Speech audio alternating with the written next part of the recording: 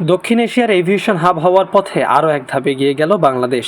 দীর্ঘ প্রতীক্ষার অবসান ঘটিয়ে আগামী ১৬ই ডিসেম্বর মহান বিজয় দিবসেই আংশিকভাবে খুলে দেওয়া হচ্ছে হজরত শাহজালাল আন্তর্জাতিক বিমানবন্দরের অত্যাধুনিক থার্ড টার্মিনাল। মেগা এই প্রকল্পের কাজ দ্রুত ও নিখুঁতভাবে শেষ করতে দায়িত্ব নিয়েই কঠোর নির্দেশনা দিয়েছেন নতুন বিমানমন্ত্রী।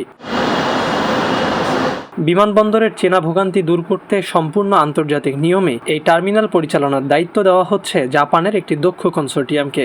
আগামী সেপ্টেম্বরের মধ্যে এই মেগা অপারেশনাল চুক্তি সই করার চূড়ান্ত ডেডলাইন বেঁধে দেওয়া হয়েছে। তবে প্রশ্ন থেকে যায়, বিশাল এই বিনিয়োগ এবং জাপানি ব্যবস্থাপনার ছোঁয়া কি সত্যি শাহজালাল বিমানবন্দরকে এশিয়ার অন্যতম শ্রেষ্ঠ এভিয়েশন হাবে পরিণত করতে পারবে? 2,30,000 বর্গমিটারের এই টার্মিনালটি বর্তমান 1 ও 2 নম্বর টার্মিনালের চেয়েও 2.5 গুণ বড়।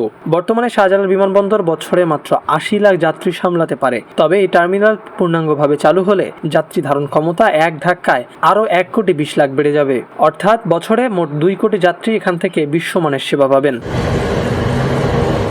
যাত্রীদের দ্রুত ও আধুনিক সেবা নিশ্চিত করতে টার্মিনালটিতে থাকছে 115টি চেক ইন কাউন্টার, যার মধ্যে 15টি সম্পূর্ণ অটোমেটেড বা সেলফ সার্ভিস।